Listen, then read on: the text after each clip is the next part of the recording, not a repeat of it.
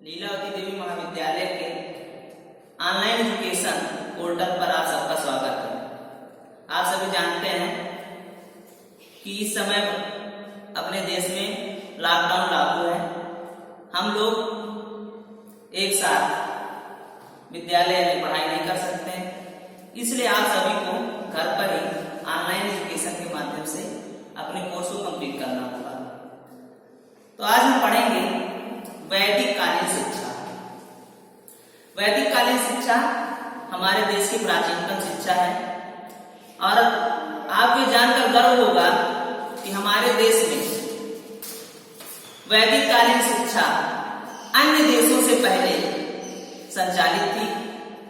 जब विभिन्न देशों में लोग खाने के लिए, कपड़ों के लिए और रहने के लिए घर की व्यवस्था कर रहे थे, उस समय हमारे देश में वैदिक कालीन शिक्षा प्रचलित थी और छात्र गुरु के पास जाकर गुरुकुल में रहकर वहां पर अध्ययन कार्य करते थे।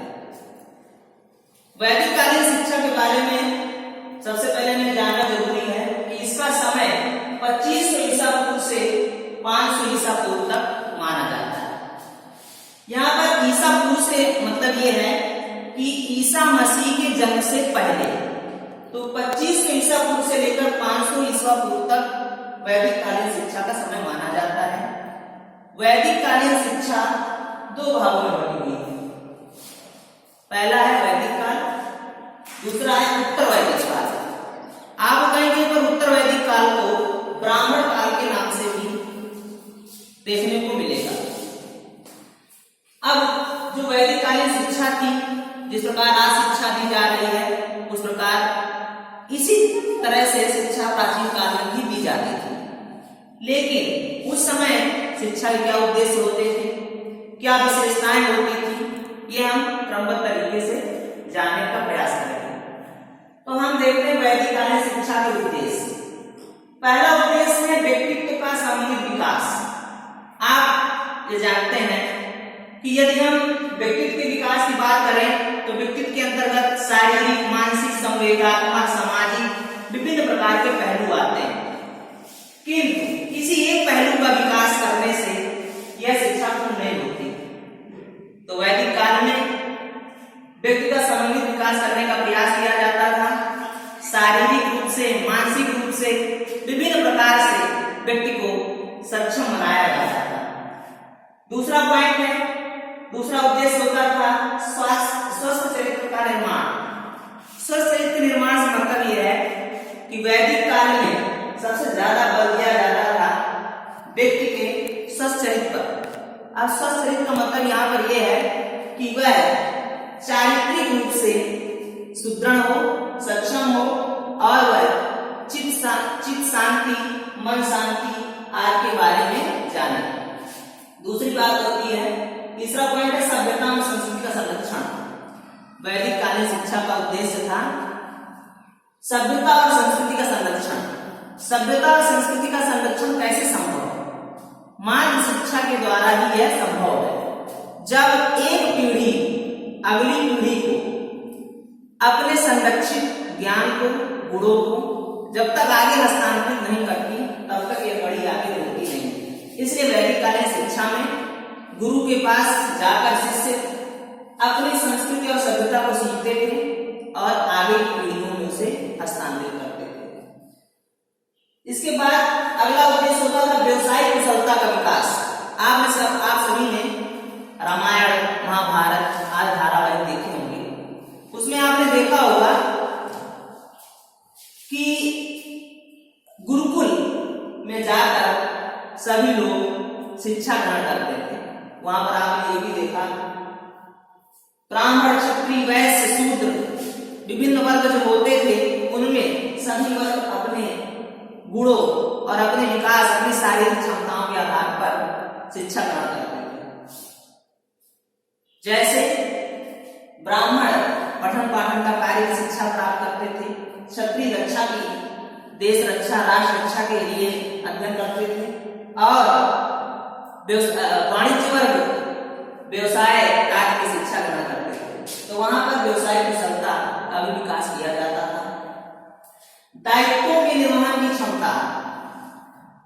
हमारा सबका समाज में अपना दायित्व होता है। अपने दायित्व को हम कैसे निर्वाह करें, पिता के रूप में, पुत्र के रूप में, राजा के रूप में, सेवक के रूप में, तो इन दायित्वों के निर्माण की क्षमता का भी विकास वैदिक कालीन शिक्षा का उद्देश्य है। अगला पॉइंट, ज्ञान एवं अनुभव पर बल। वैदिक कालीन शिक्षा में छात्र के ज्ञान और अनुभव पर बल दिया जाता था। वह अपनी समस्याओं का या भविष्य में आने वाली चुनौतियों का निस्तारण ज्ञान और अनुभव के बल पर ही करते थे। अगला है चित्तवृत्तियों का निरोध। मनुष्य में विभिन्न प्रकार की चित्तवृत्तियां होती हैं। शिक्षा का उस समय उद्देश्य होता था अपनी चित्तवृत्तियों पर नियंत्रण करना। जब तक व्यक्ति अपनी चित्तवृत्तियों पर नियंत्रण नहीं करेगा तब तक वह सक्षम नहीं होगा। हमारे अंदर बहुत तरह के दुर्गुण होते हैं, बहुत तरह की अच्छाइयां होती हैं। शिक्षा का उद्देश्य होता है कि हम अपनी बुराइयों को नियंत्रित करें। अगला उद्देश्य होता था ईश्वर भक्ति और धार्मिकता। प्राचीन काल में समाज को संगठित और सुरक्षित करने के लिए ईश्वर भक्ति और धार्मिकता पर बल दिया जाता था। चोरी, लूट, डकैती, विभिन्न प्रकार के कृत्यों पर नियंत्रण करने के लिए ईश्वर भक्ति एवं धार्मिकता पर बल दिया जाता था, ताकि लोग नैतिकता का निर्वहन करते हुए जीवन यापन करें। तो ये वैदिक कालीन शिक्षा के उद्देश्य थे। जो उद्देश्य आज भी हमारे शिक्षा के लिए या हमारे शिक्षा में अहम भूमिका निर्वहन करते हैं, या आज भी इनमें से बहुत सारे उद्देश्य जो कहते हैं शिक्षा के उद्देश्य हैं। अब हम बात करते हैं वैदिक कालीन शिक्षा की विशेषताएं। तो वैदिक कालीन शिक्षा की विशेषताओं में सबसे पहला है उपनयन संस्कार। उपनयन का शाब्दिक अर्थ होता है पास ले जाना, अर्थात गुरु के पास ले जाना। ब्राह्मण, क्षत्रिय, वैश्य, शूद्र, इन सभी का उपनयन संस्कार होता था। ब्राह्मणों के लिए उस समय 8 वर्ष, क्षत्रियों के लिए 11 वर्ष, वैश्यों के लिए 12 वर्ष की आयु निर्धारित थी। ब्राह्मण, क्षत्रिय, वैश्य, शूद्र ये जब 8, 11, 12 इस उम्र के हो जाते थे तब गेरुए वस्त्र धारण करते थे, गुरु के पास जाते थे और शिष्य कहता था कि मैं आपका ब्रह्मचारी बनने के लिए तैयार हूं, और इस प्रकार से गुरु उन्हें ब्रह्मचारी बनाने के लिए प्रेरित करता था और उपनयन संस्कार होता था। शिक्षण का समय, वैदिक कालीन शिक्षा में शिक्षण का समय प्रातः काल और सायं निर्धारित था। शिष्य अपने नित्य कार्य करने के बाद प्रातः काल अध्ययन करते थे और प्रातः काल से लेकर दोपहर तक अध्ययन होता था। उसके बाद सायंकाल फिर अध्ययन का कार्य किया जाता था। अगला पॉइंट है शिक्षा की अवधि। तो शिक्षा की अवधि अमूमन 12 वर्ष की होती थी, किंतु इसमें भी अलग अलग कुछ पद होते थे, कुछ उपाधियां होती थी जिनको ग्रहण करने के लिए अलग समय निर्धारित किया गया था। जिसमें वसु के लिए अध्ययन का समय 24 वर्ष, रुद्र के लिए 36 वर्ष और आदित्य के लिए 48 वर्ष निर्धारित किया गया था। अब बात करते हैं पाठ्यक्रम की। तो वैदिक कालीन शिक्षा में पाठ्यक्रम को 2 भागों में बांटा गया था, भौतिक और आध्यात्मिक। भौतिक के अंतर्गत इतिहास, औषध शास्त्र, अर्थशास्त्र, रसायन शास्त्र, धनुर्विद्या आदि को शामिल किया गया था, जबकि आध्यात्मिक के अंतर्गत वेद, वेदांत, उपनिषद आदि का अध्ययन किया जाता था। शिक्षण विधि, वैदिक काल में शिक्षण विधि के रूप में चिंतन, मनन, व्याख्यान और शास्त्रार्थ विधि का प्रयोग किया जाता था। अब बात करते हैं गुरु शिष्य संबंध की। वैदिक काल में गुरु शिष्य संबंध बहुत ही घनिष्ठ हुआ करते थे। गुरु और छात्र में पिता और पुत्र जैसे घनिष्ठ संबंध हुआ करते थे। अब बात करते हैं गुरु के कर्तव्य। वैदिक काल में गुरु पिता के समान अपने शिष्य के भोजन की व्यवस्था करता था, साथ ही उनके बीमार हो जाने पर उनके उपचार की व्यवस्था करता था और साथ ही छात्र को गुरुकुल में पिता की तरह स्नेह और उनके शिक्षण का कार्य भी पूरे पितृवत या गुरुवत तरह से संचालित होते थे। अब यहां पर बात करें कि शिष्य के क्या कर्तव्य थे। शिष्य के कर्तव्य,